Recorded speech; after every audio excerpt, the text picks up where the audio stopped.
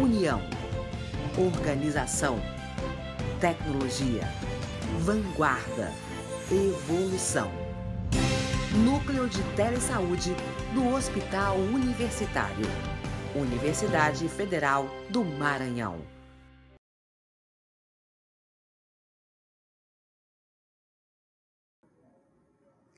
Bom, boa tarde a todos, sejam bem-vindos à nossa web de retorno agora no segundo semestre para falar de ESUS, PEMAC, Gestão da Informação em Saúde. E junto com o Núcleo de Telesaúde, HU-UFMA, nós vamos apresentar a web de hoje chamada Estratégias para o Fortalecimento e Análise dos Indicadores do Terceiro Ciclo do PEMAC. E um tema que explodiu hoje, que são as novidades no fluxo de dados ESUS, CIS-AB e CMD. A primeira parte da nossa web de hoje é a pergunta: como fortalecer um indicador? Tá? Então, não basta apenas compreendê-lo. É necessário entender se o indicador ele deve ser de crescimento ou se o indicador ele deve ser de redução. A partir disso, é necessário analisá-lo, compreender quais são os fatores que podem influenciar no seu comportamento e aí desenvolver estratégias para a superação disso. O primeiro passo: esteja sempre conectado, ou seja, em alerta para as novidades do DAB. Quando a gente fala em conexão hoje, a gente não precisa só falar de um computador e uma OBS. Hoje somos conectados em multiplataformas. Utilizamos tablets, celulares, computadores, né, de diferentes formas, de diferentes designers, para que a gente possa acessar. Mas não é possível que um gestor da atenção básica, um coordenador de atenção básica, um coordenador de sistemas de informação fique mais de um mês sem ler, sem estar conectado às novidades da atenção básica. Por que isso? Nós vamos dar alguns exemplos. A primeira notícia: os indicadores de desempenho do PEMAC. Quais são e como monitorá-los?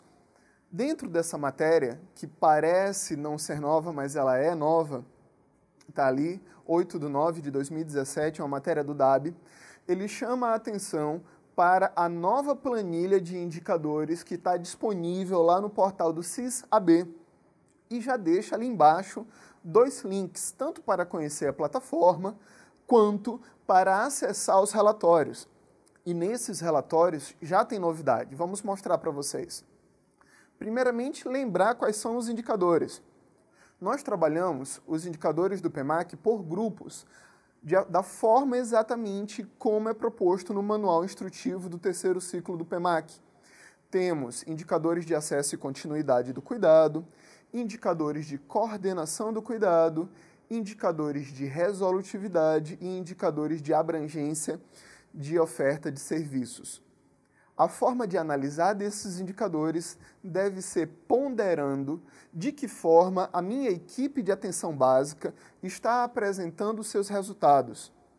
Não basta apenas apresentar resultados elevados e achar que a equipe vai ter sucesso ou que a equipe está desempenhando um papel adequado. Por exemplo, o primeiro indicador, que é a média de atendimentos médicos e enfermeiro por habitante, ele pode estar elevado, mas sem representar qualidade.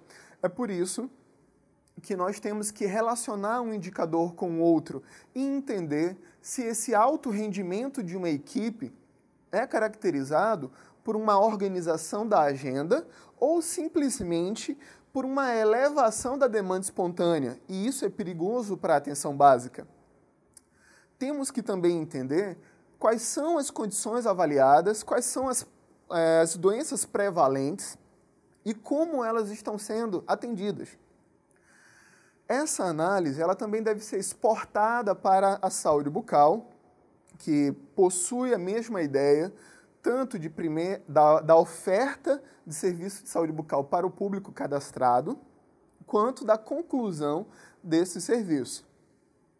No indicador de coordenação de cuidado, é um indicador ainda difícil de ter sucesso, porque o diálogo entre a atenção básica e o hospital, ele precisa ser fortalecido, assim como as informações que nós temos do cadastro. A gente já vai explicar isso.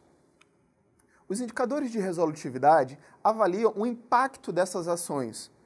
A novidade agora, ainda que nós vamos trabalhar nessa web, é que nós já temos, através do Ministério da Saúde, parâmetros para esses indicadores, porque na primeira versão do manual do terceiro ciclo não havia parâmetros esperados para analisar os resultados. Na verdade, o indicado é que cada gestor deveria analisar o seu histórico e aí avaliar aquilo que era possível adequar durante esse período que está sendo avaliado. Ou seja, entender o funcionamento da sua equipe por uma análise de série histórica. A abrangência de serviços são dois indicadores, um para a saúde da família e outro para a saúde bucal, que relacionam o total de volume de serviços ofertados em relação ao total esperado de todos os serviços da UBS. É um indicador bem amplo. O segundo passo, ainda relacionado à primeira matéria, diz respeito ao monitoramento dos seus resultados.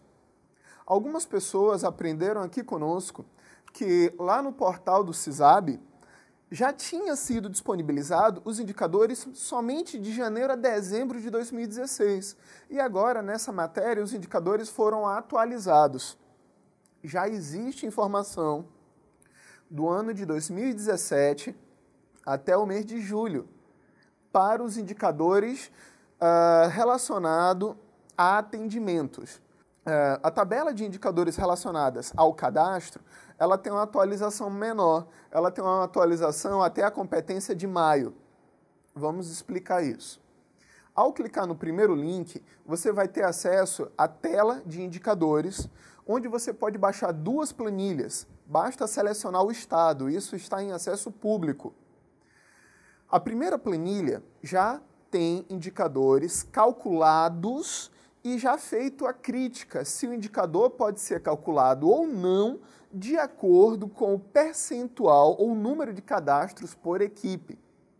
Se o número de cadastro for inferior a 1.500 pessoas, 4 indicadores já não podem ser calculados. Fora isso, se algum indicador não tiver informação sobre o numerador ou sobre o denominador, ele também não pode ser calculado. Mais uma informação. A primeira planilha de indicadores constam as equipes do NASF, mas nessa planilha de indicadores não estão os indicadores do NASF, só estão as equipes, é por isso que as informações lá não estão preenchidas.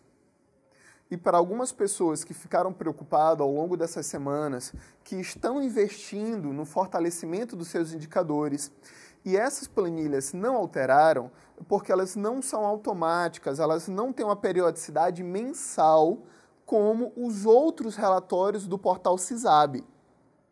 Os relatórios de envio, os relatórios de saúde, os relatórios de processamento de dados, eles têm periodicidade mensal.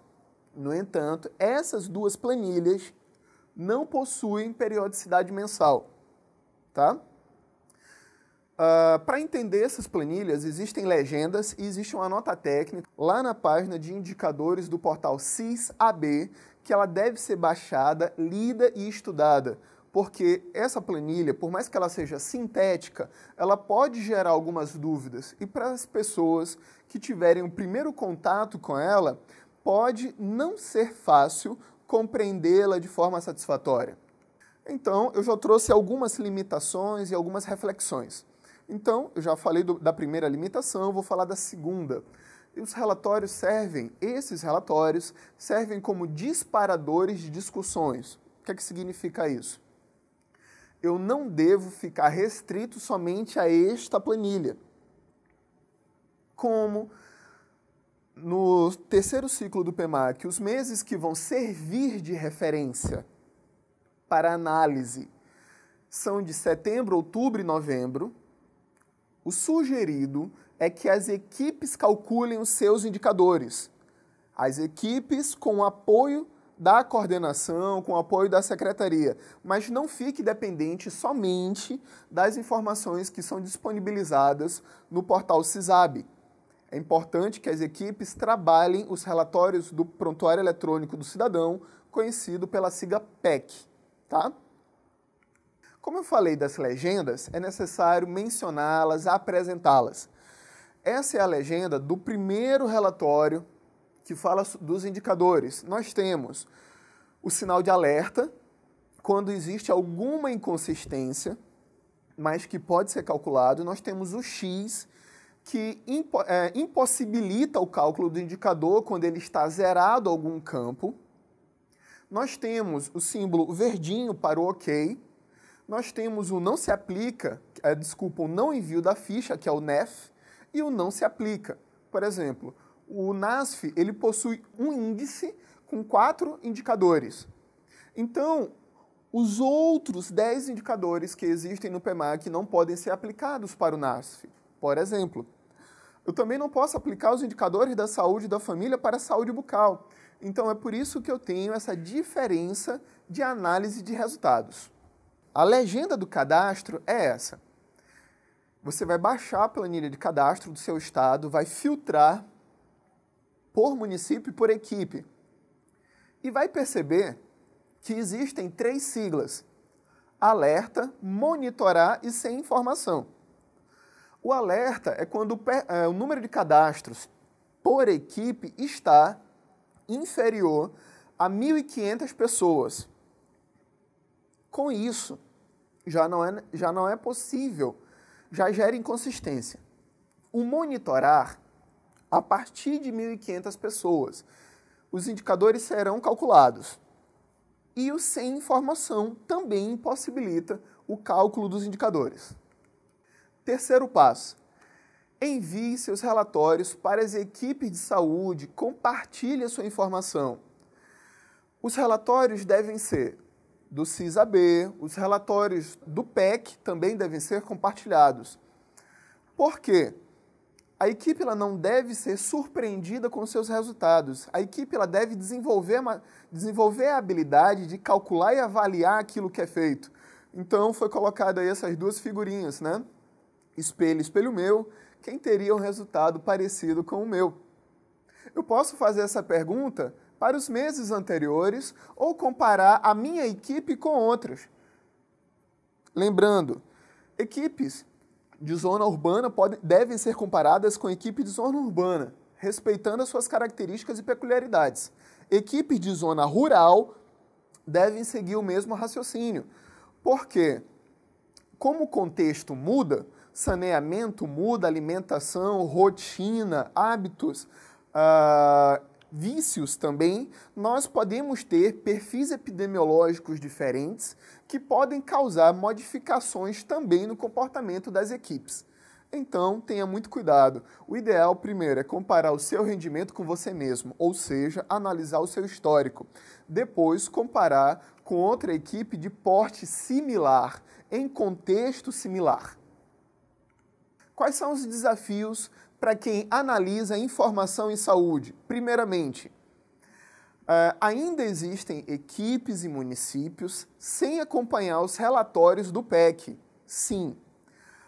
Até o momento, muitas equipes só tinham a preocupação de enviar regularmente as suas informações, mas sem analisar, sem verificar a coerência. Se nós não avaliamos aquilo que fazemos, nós não podemos determinar onde falhamos, onde tivemos sucesso, onde podemos melhorar.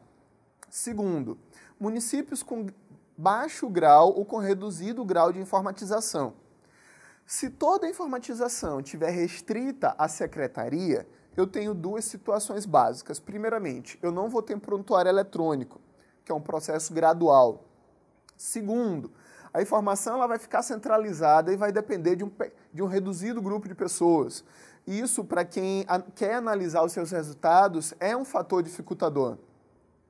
Terceiro, eu posso ter municípios muito bem aparelhados, mas se a gestão for centralizadora, não facilita o diálogo com as equipes. As equipes de atenção básica elas devem amadurecer e não somente estarem voltadas à assistência, ao cuidado. As equipes de atenção básica têm um ponto muito forte, que é a gestão, a coordenação do cuidado.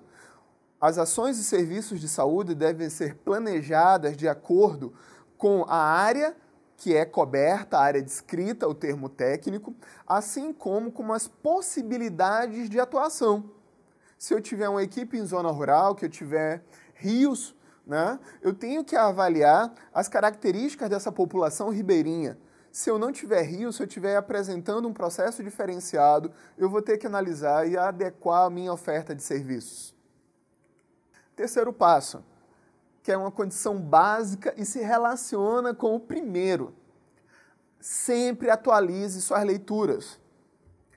O nosso manual, que é o Manual Instrutivo do PEMAC, ele foi revisado, apresentando algumas novidades muito importantes. Primeiramente, a definição dos parâmetros, que são os resultados esperados. Mas vamos lembrar uma coisa, parâmetros não são algemas, ou seja, a equipe ela deve relativizar caso o seu histórico possa superar de forma adequada esses parâmetros. Mas também deve estar atenta caso o seu rendimento esteja muito abaixo. É necessário avaliar e compreender o que torna reduzido a sua produção diante daquilo que é o esperado para uma equipe de atenção básica. Por último, o índice de atendimentos realizados pelo NASF. O NASF, ainda na primeira versão desse manual, tinha um indicador que ele se divide em 4, mas sem os índices esperados. Como isto é uma grande novidade, é necessário que a gente dê uma atenção devida. Vamos lembrar um pouco. O índice de atendimentos realizados pelo NASF, ele é composto por 4 indicadores. Primeiro, a média de atendimentos individuais. Depois, a média de atendimentos domiciliares. Terceiro, a média de atendimentos compartilhados. E o quarto, a média de atendimentos em grupo. Como a gente vai analisar isso?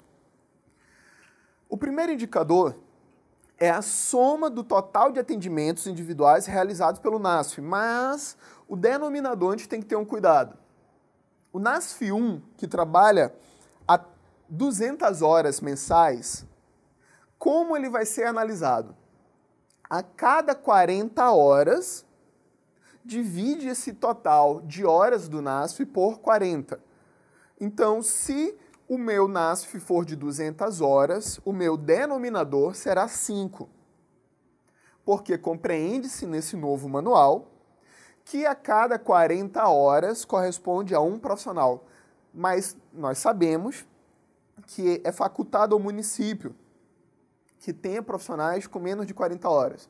No entanto, a descrição desse indicador segue essa padronização. Então, a gente vai ver indicadores com 5, com 3 e com 1, por causa dos portes, a carga horária do NASF e o porte do NASF.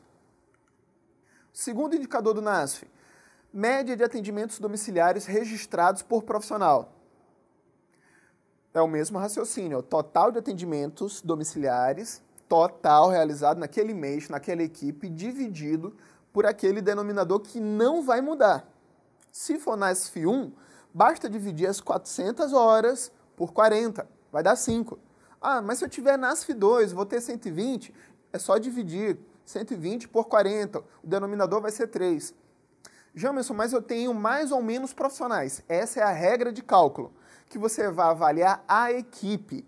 Então, a equipe está sendo avaliada e não o profissional de forma individual. Bom, também temos a média de atendimentos compartilhados.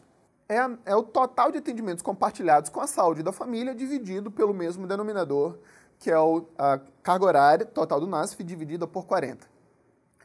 E a média de atendimentos em grupo, que é o total de atendimentos em grupo dividido pelo denominador. O denominador não vai mudar. Depois que a gente calcula esses 4 indicadores, cada indicador vai ser multiplicado por um valor específico. O primeiro indicador vai ser multiplicado por 0,15. Aí eu vou ter uma parte do indicador. O segundo indicador, que é o atendimento domiciliar, vai ser multiplicado por 0,25. O terceiro indicador vai ser multiplicado por 0,25 também.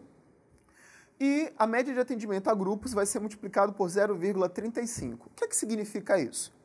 Eu vou obter esses números, vou somar e vou ter o meu denominador, o meu numerador, desculpe. eu vou obter, depois dessas 4 multiplicações, eu vou somar e vou obter o meu numerador, a parte de cima. O meu denominador ele é padrão, a gente já aprendeu isso. Por que esses percentuais diferenciados? O maior percentual indica os atendimentos de maior volume esperado do NASF. Então, é esperado que o NASF tenha um volume maior de atendimentos em grupo, atendimentos domiciliares e atendimentos compartilhados. Este grupo deve ser maior do que a média de atendimentos individuais, que vocês vão ver que ela é multiplicada por 0,15, tá certo? Vamos explicar isso apresentando os parâmetros, que vai ficar mais fácil de entender. Os parâmetros é o volume médio esperado. Eu posso me aproximar desse parâmetro e também eu posso superá-lo um pouco ou ficar um pouco abaixo. Mas quando eu me distancio demais, a qualidade do meu serviço na atenção básica começa a ser questionado. Vamos lembrar uma coisa também. NASF não faz só plano de trabalho singular, PTS. O NASF ele faz atendimento particular, em grupo, atendimentos domiciliares, compartilhados, e o PTS é uma estratégia de coordenação do cuidado, na qual, em equipe e também envolvendo o usuário e seus familiares, são desenvolvidas estratégias de cuidado. É por isso que não existe um modelo de PTS. O PTS é um raciocínio, é uma estratégia que deve ajudar a construir um modelo de cuidado adequado ao perfil do usuário e às possibilidades da equipe. Jamerson, mas é importante lembrar que os outros indicadores também devem ser calculados e lembrados. É por isso que eu trouxe aqui a lembrança para vocês que já existe uma aula no canal do Telesaúde Maranhão sobre indicadores do PEMAC. E o link está disponível aí. Então todas as aulas estão à disposição de vocês no canal do Telesaúde Maranhão. Vamos lembrar o 4º passo? Apresentar o 4º passo. Fortaleça o cadastramento no ESUS. Porque dos 11 indicadores, se a gente não tiver cadastro, 36% dos indicadores não podem ser calculados. E isso é aproximadamente de 4 a 5 indicadores, você simplesmente não calcula, independente do volume de atendimentos que você apresente. Por que isso? Porque o cadastro, ele alimenta o denominador. Eu não tenho como avaliar se a média de atendimentos é satisfatória se eu não souber a minha população cadastrada. Eu não tenho como avaliar se a oferta de exames citopatológicos ela é satisfatória se eu não conhecer as mulheres na idade preconizada para fazer esse exame. Então, o PEMAC, a gente tem que lembrar isso, o PEMAC ele tanto fortalece a gestão, fortalece a equipe, mas também fortalece o processo de trabalho. O PEMAC ele é de todos, ele não é somente do médico, do enfermeiro, do técnico, do cirurgião dentista. O PEMAC é do ACS e do ACE também, assim como de todos que trabalham na UBS. 5º passo, fortaleça a gestão das equipes de saúde. De que forma? Utilize a matriz de intervenção. Lembrem que a matriz de intervenção ela está no final do caderno da AMAC. Nada mais é do que um instrumento de planejamento na qual você escolhe um ou mais problemas a serem superados, melhorados. Você descobre o problema, transforma-o num objetivo nesse processo de mudança e vai organizar suas ações. Elaborar as ações, determinar responsáveis, processo de monitoramento, os impactos desejados. Bom, algumas equipes já passaram pelo processo de avaliação externa, outras ainda vão passar. Mas vamos lembrar, a AMAC ela não é feita para avaliação externa. A AMAC ela é feita para a equipe entender, pensar como está o seu processo de trabalho. Então, se a equipe quiser e desejar, isso é um passo muito importante, repetir a AMAC, pode, não no sistema, no papel. E aí, comparar os resultados, onde é que melhoramos, onde é que não tivemos sucesso de um período para outro. Aproximar a gestão municipal, secretaria, coordenadores, apoiadores das equipes de saúde é fundamental. Se nós queremos falar de fortalecimento da atenção primária, A atenção primária, ela vai desde a visita domiciliar ao planejamento dos serviços, às pactuações. Então, ela tem diferentes dimensões, ela tem diferentes atores que fazem parte do processo de atenção primária. E aí, antes da gente finalizar essa primeira parte, é importante dizer o seguinte: não tenha medo da avaliação externa. A avaliação externa é para visualizar, não é para constranger. Então, se o município ainda não passou pela avaliação externa, o que é que ele pode fazer, se tiver ainda possibilidade? Invista nos padrões essenciais do PEMAC, aquilo que é mínimo básico obrigatório, a infraestrutura mínima, os insumos mínimos que são obrigatórios, assim como a documentação exigida. Agora, na avaliação externa, esse é o segredo para que o município tenha uma avaliação satisfatória. E também, quem possui equipe telesaúde, utilize o telesaúde, porque ele é um padrão estratégico do PEMAC. Quem tem equipe cadastrada e ainda não ativou o telesaúde, ligue para o seu núcleo telesaúde e ative a sua equipe antes da avaliação externa. Por quê? Com os padrões estratégicos, sendo verificado que a plataforma do telesaúde está sendo utilizada corretamente pelos profissionais cadastrados, a sua nota na avaliação externa aumenta durante a avaliação. Então, existe uma possibilidade de você aumentar o recurso que está sendo repassado para você no PEMAC. Não deixe essa oportunidade passar. Se você tem equipe cadastrada e não está ativa, vamos utilizar para potencializar também, não só o processo de trabalho da sua equipe, como também a avaliação no PEMAC. Bom, essa portaria, ela causou grande alvoroço no dia de hoje em todos os grupos de trabalho, grupos de redes sociais, ligações ao Estado, ao Ministério da Saúde, que é a portaria 2148, de 28 de agosto de 2017, que traz na sua definição o envio de dados para o CMD, mas só que muito além disso, ela apresenta uma competência de término de envio de dados do ESUS para o CIA. Ela apresenta uma mudança no fluxo desses dados.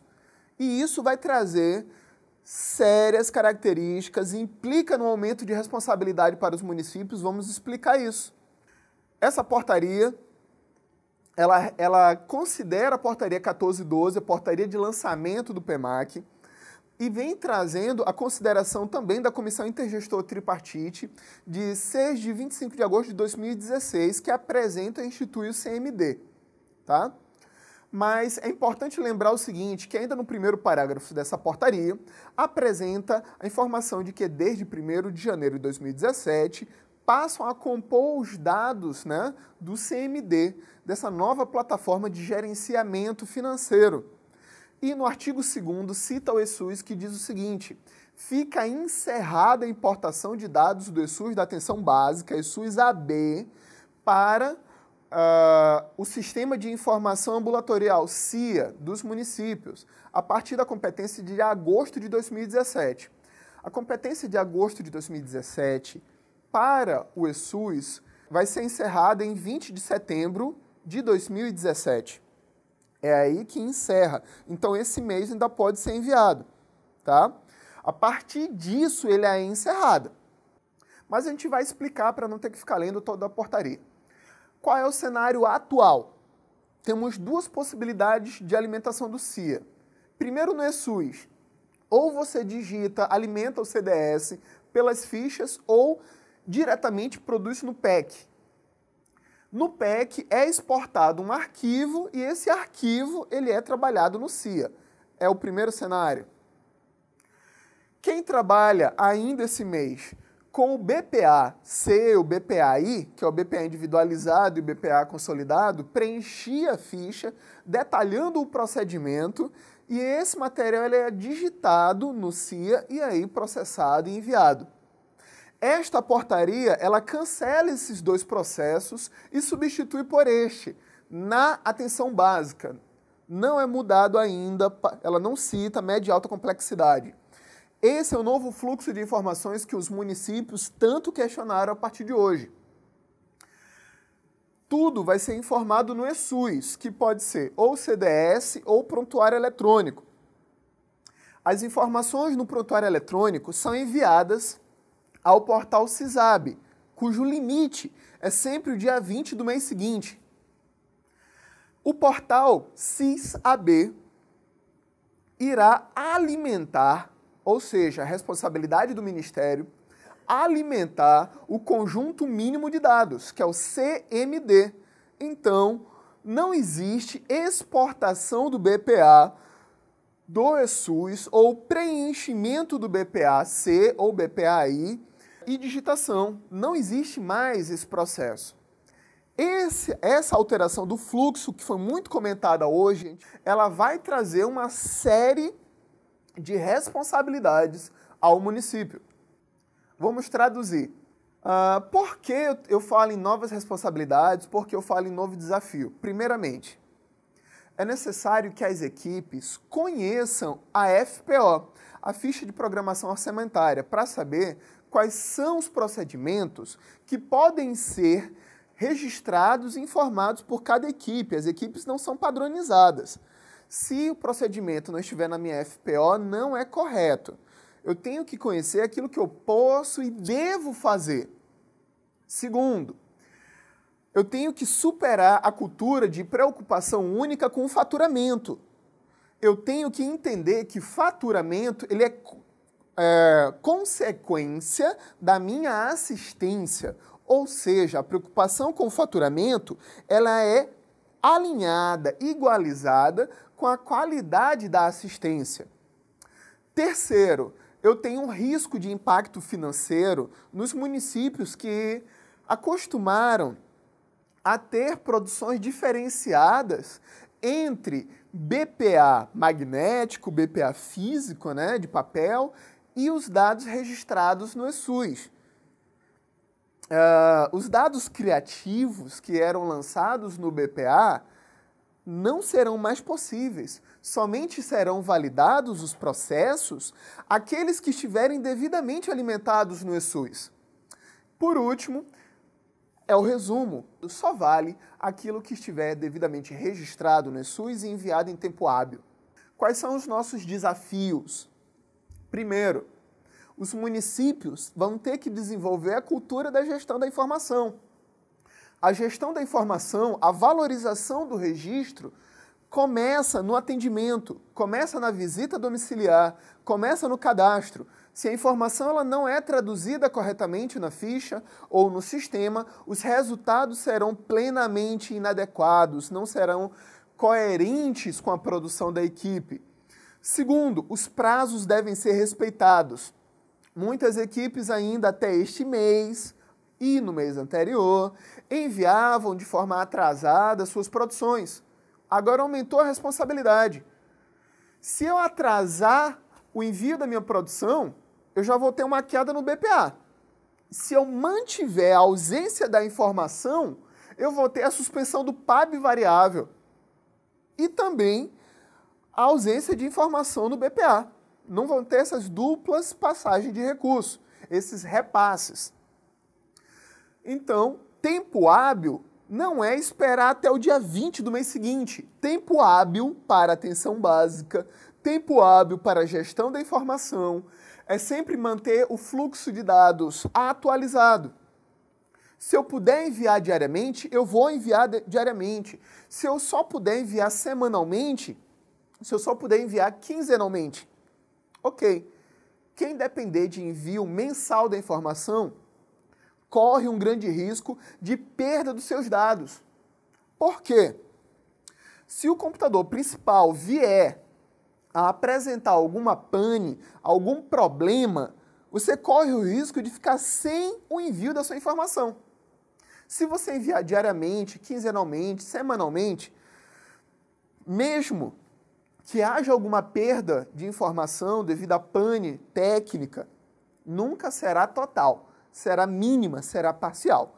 Então, o envio de dados regulares também ajuda as equipes a se manterem atualizadas.